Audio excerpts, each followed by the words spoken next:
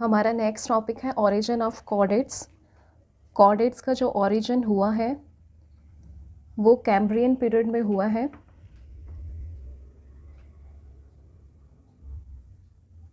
और कैम्ब्रियन में भी लेट कैम्ब्रियन पीरियड में हुआ है, 500 मिलियन साल पहले। और जो कॉर्डेट्स का एवोल्यूशन है वो ये माना जाता है कि फ्रेश वाटर से हुआ है। एक साइंटिस्ट थे चैम्बरलेन, उन्होंने एक थ्योरी दी थी। उस थ्योरी का नाम था theory of fresh water origin of vertebrates.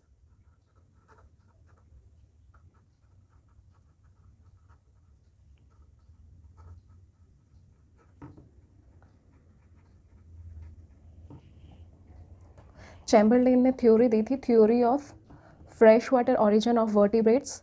इसमें उन्होंने ये बताया कि जो वर्टिब्रेट्स है उनका ओरिजिन फ्रेश वाटर से हुआ है, क्योंकि जो मॉडर्न कॉर्डेट है उनमें किडनी प्रेजेंट है और वो किडनी का क्या फंक्शन है, जो भी एक्सेस वाटर उनकी बॉडी में है वो रिमूव करती है किडनी।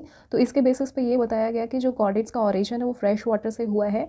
बट ये गलत है, क्योंकि जो किडनी है वो कुछ मैराइन एनिमल्स में भी पाई गई, जैसे शार्क।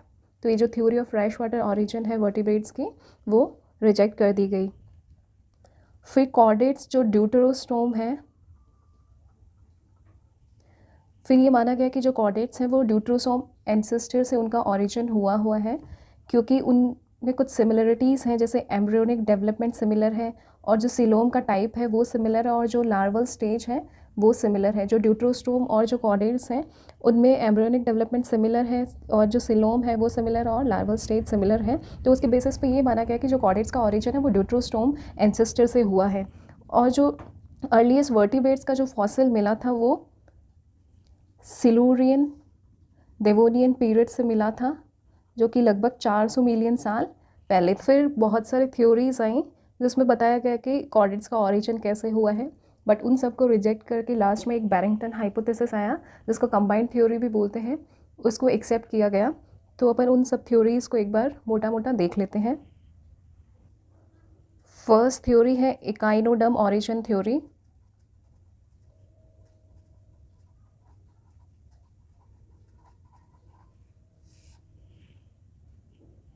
ये थ्योरी मुलर ने दी थी।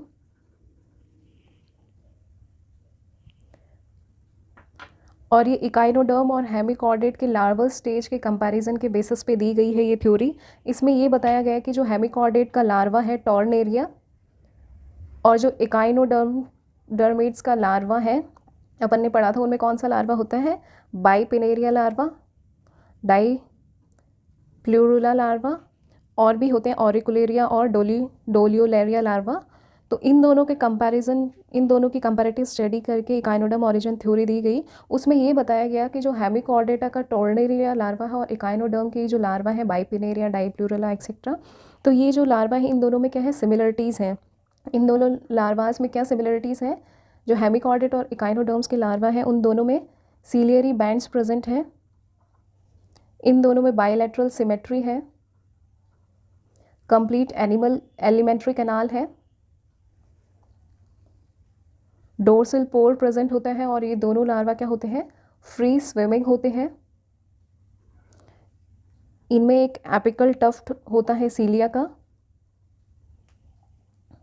तो ये कुछ कॉमन कैरेक्टर हैं हेमिकॉर्डेटा के टॉर्नेरिया लार्वा और इकाइनोडर्मेटा के लार्वा के बीच में।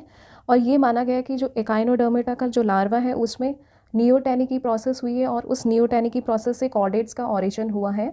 नियोटेनी क्या होता है, जब लार्वा सेक्सुअल मैच्योर हो जाता है तो उससे जो क्या हुआ है, उसी नियोटेनी से कॉर्डेट का ओरिजिन हुआ है, ऐसा माना गया है। फिर जो इकाइनोडर्म्स और कॉर्डेट्स होते हैं उनमें कुछ और सिमिलरिटीज़ होती हैं, जैसे जो इकाइनोडर्म्स होते हैं वो कॉर्डेट्स के जैसे ड्यूटेरोस्टोम्स होते हैं। जो नॉन कॉर्डेट्स होते हैं उनमें सिर्फ इकाइनोडर्म्स होते हैं जो ड्यूटेरोस्टोम्स होते हैं। और इनमें जो इकाइनोडर्म में सिलोम होता है वो एंट्रो सिलोमिक होते हैं ये। और इनमें अपन ने पढ़ा था इकाइनोडर्म्स में जो स्केलेटन होता है वो कैसा होता है, मीजोडर्मल होता है, जो कि जो नॉन कॉर्डेट्स होते हैं उनमें नहीं होता। सिर्फ इकाइनोडर्म्स में जो मेसोडर्मल स्केलेटन प्रेजेंट होता है और बाकी जो कॉर्डेट्स होते हैं उनमें होता है। और इकाइनोडर्म्स में एंट्रोसिलिक सिलोम प्रेजेंट होता है और ये होते हैं जो ड्यूटेरोस्टोम्स होते हैं। तो ये अपन ने इकाइनोडर्म्स और कॉर्डेट्स में सिमिलरिटीज़ देखी, उनके लार्वा में सिमिलरिटीज़ देखी। तो इन सिमिलरिटीज़ के बेसिस पे इकाइनोडर्म ऑरिजिन थ्योरी दी थी मुलर ने। उन्होंने बताया कि ये सिमिलरिटीज़ के बेसिस पे ये प्रूफ होता है कि जो इकाइनोडर्म्स हैं उन्हीं से कॉर्डेट्स का ऑरिजिन हुआ है। बट फिर उसके बाद में एक फॉसिल फाउंड हुआ, उस फॉसिल का नाम है कैल्सीकॉर्डेटा, और ये फॉसिल इकाइनोडर्म फॉसिल है। कैल्सीकॉर्डेटा क्या है? इकाइनोडर्म फॉसिल है और ये ऑर्डोविशियन पीरियड का फॉसिल है। और ये जो कैल्सीकॉर्डेटा फाउंड हुआ जो कि इकाइनोडर्म है, इसमें क्या है, एसिमेट्री प्रेजेंट है और इसमें जो स्केलेटन है वो कैल्शियम कार्बोनेट का है। बल्कि अपन देखते हैं जो वर्टिब्रेट्स होते हैं उनमें जो स्केलेटन प्रेजेंट होता है वो कैल्शियम और फॉस्फेट का प्रेजेंट होता है, और ये जो लार्वा है कैल्सीकॉर्डेटा, इसमें स्केलेटन है वो किसका है? कैल्शियम कार्बोनेट का है। और इनमें जो सिमेट्री है वो क्या है? एसिमेट्री है। तो ये कैल्सीकॉर्डेटा फाउंड होने के बाद में पता चला कि जो इकाइनोडर्म्स हैं और जो कॉर्डेट्स हैं उनमें डिसिमिलरिटीज़ हैं, क्योंकि जो कैल्सीकॉर्डेटा था उसमें एसिमेट्री थी और उसमें जो स्केलेटन था वो कैल्शियम कार्बोनेट का था। बल्कि कॉर्डेट्स में जो कॉर्डेट सिमेट्रिकल होते हैं और उनमें जो स्केलेटन होता है वो कैल्शियम और फॉस्फेट का होता है। फिर एक और डिफरेंस है जो टॉर्नेरिया और बाइपिनेरिया लार्वा है, जो उन दोनों में डिफरेंस है। जो टॉर्नेरिया लार्वा होता है उसमें आई स्पोर्ट प्रेजेंट होता है और उसके साथ साथ एपिकल प्लेट प्रेजेंट होती है, जो कि बाइपिनेरिया इकाइनोडर्म के जो लार्वा होते हैं उनमें एब्सेंट होती हैं। तो ये दो डिफरेंस है, कैल्सीकॉर्डेटा जो इकाइनोडर्म फॉसिल है और जो टोर्नेरिया लार्वा है उसमें आई स्पोर्ट और एपिकल प्लेट प्रेजेंट है, जो इकाइनोडर्म लार्वा में एब्सेंट है। तो इस बेसिस पे ये प्रूव होता है कि जो इकाइनोडर्म है और जो कॉर्डेट है वो उनमें डिसिमिलरिटीज़ हैं और वो इकाइनोडर्म है, इकाइनोडर्म से कॉर्डेट का ऑरिजिन नहीं हुआ। तो ये थ्योरी रिजेक्ट कर दी गई। नेक्स्ट है हेमिकॉर्डेट ऑरिजिन थ्योरी। ये रोमर ने दी थी। रोमर ने ये बताया कि सबसे पहले हेमिकॉर्डेट का ऑरिजिन हुआ और फिर हेमिकॉर्डेट के बाद में कॉर्डेट्स का ऑरिजिन हुआ। तो रोमर ने ये बताया कि पहले जितने भी ड्यूटेरोस्टोम थे वो क्या थे? सिडेंट्री थे। जितने भी ड्यूटेरोस्टोम थे वो क्या थे? सिडेंट्री थे और उनमें टेंटिकल्स प्रेजेंट थे। और ये टेंटिकल्स से क्या करते थे? वो प्लैंकटन को ट्रैप करते थे और क्या थे? टेंटिकल फीडर थे। फिर उनमें क्या हुआ? म्यूटेशन हुआ। म्यूटेशन से क्या हुआ? ये जो टेंटिकल थे, टेंटिकल्स से बाद में उनमें फेरेंजियल गिल स्लीट्स इवॉल्व हुए। फेरेंजियल गिल स्लीट्स का एवोल्यूशन हुआ।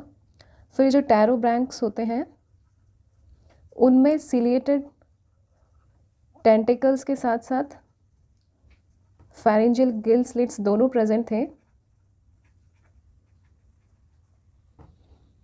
तो हेमिकॉर्डेट ऑरिजिन थ्योरी रोमर ने दी थी।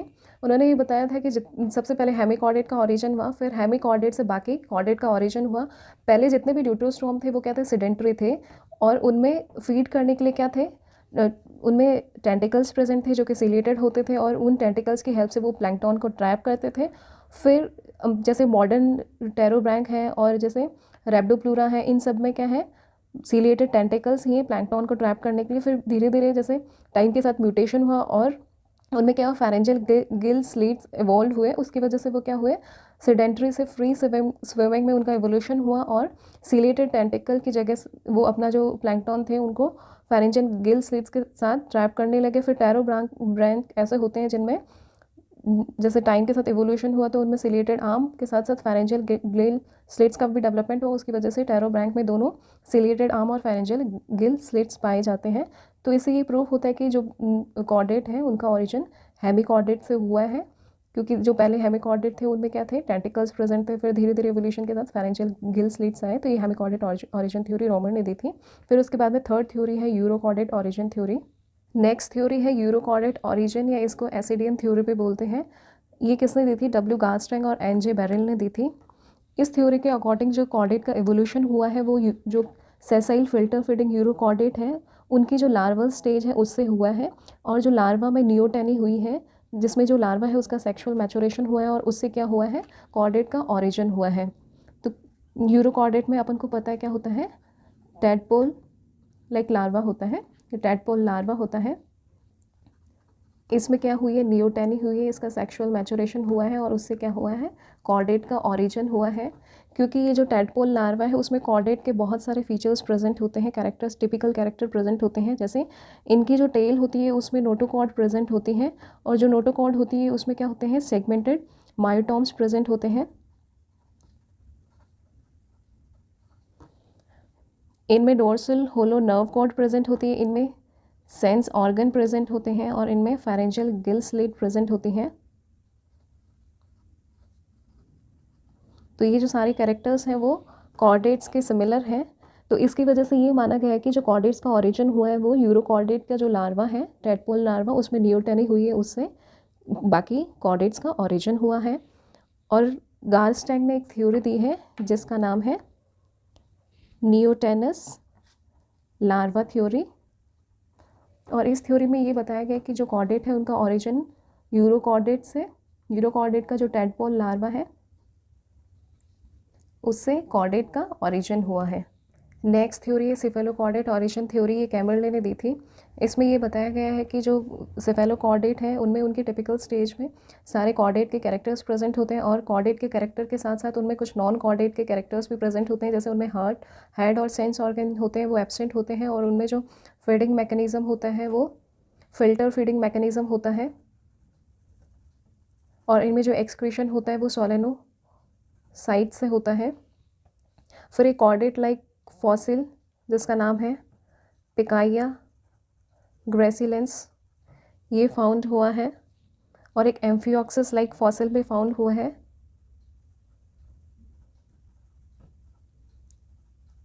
जिसमें उसकी बॉडी में उसके पोस्टीरियर एंड में नोटोकॉर्ड प्रेजेंट है, और उसका जो हेड है वो छोटा है, और हेड पे क्या है, टेंटिकल्स प्रेजेंट है, और उसके साथ साथ फेरेंजियल गिल स्लिट्स भी प्रेजेंट है उसके नेक रीजन में। तो इन सबसे प्रूव होता है कि जो कॉर्डेट्स हैं उनका ओरिजिन सिफेलोकॉर्डेट से हुआ है, क्योंकि सिफेलोकॉर्डेट्स में क्या होता है, ये बताया गया कि यहाँ पे ये जो सिफेलोकॉर्डेट है वो कनेक्टिंग लिंक है कॉर्डेट्स और नॉन कॉर्डेट्स के बीच में, क्योंकि सिफेलोकॉर्डेट्स में कॉर्डेट्स के कैरेक्टर भी प्रेजेंट है और सिफेलोकॉर्डेट में कुछ नॉन कॉर्डेट कैरेक्टर भी प्रेजेंट है, जैसे absence of heart, head and sense organ. और इनमें जो मैकेनिज्म है फूड कैप्चर का वो फिल्टर फीडिंग मैकेनिज्म है, और इसमें जो एक्सक्रीशन होता है वो सोलेनोसाइट्स की हेल्प से होता है। फिर दो फॉसिल फाउंड हुए, एक तो कॉर्डेट लाइक फॉसिल पिकाया ग्रेसिलेंस, और एक एम्फियोक्सिस लाइक फॉसिल जिसमें उसमें नोटोकॉर्ड प्रेजेंट था उसके पोस्टीरियर बॉडी में, और उसमें हेड पे टेंटिकल्स और उसकी बॉडी में गिल स्लिट्स प्रेजेंट थे। नेक्स्ट थ्योरी है कंबाइंड थ्योरी, ये E.J.W. बैरिंगटन ने दी थी। इसको बैरिंगटन हाइपोथेसिस भी बोलते हैं, और ये इंपॉर्टेंट है। इससे पहले की जितनी भी थ्योरीज थी, हैवी कॉर्डेट, यूरोकॉर्डेट, सेफेलोकॉर्डेट, ये सारी थ्योरी रिजेक्ट कर दी गई और कंबाइंड थ्योरी को माना गया, और ये बैरिंगटन ने दी थी। इसको बैरिंगटन हाइपोथेसिस भी बोलते हैं। और इसमें ये बैरिंगटन ने ये बताया कि जितने भी कॉर्डेट्स हैं उनके कॉमन एंसेस्टर हैं, और जो इनके कॉर्डेट्स के जो एंसेस्टर थे वो सिलियरी आर्म फीडर थे। और अपन ने देखा कि ये जो कॉर्डेट है उनका जो एवोल्यूशन हुआ है वो कैम्ब्रियन पीरियड में हुआ है, और कैम्ब्रियन पीरियड में क्या था, प्लैंक्टन का नंबर ज़्यादा था, तो वो क्या थे, सेसाइल थे, और उनका जो फीडिंग मैकेनिज्म था वो सीलियरी मेथड था फूड ट्रैपिंग का। फिर धीरे धीरे एवोल्यूशन के साथ साथ ये जो उनका फीडिंग मैकेनिज्म है उसमें चेंज हुआ, और उसमें क्या हुआ, फेरेंगोट्रेमी आई।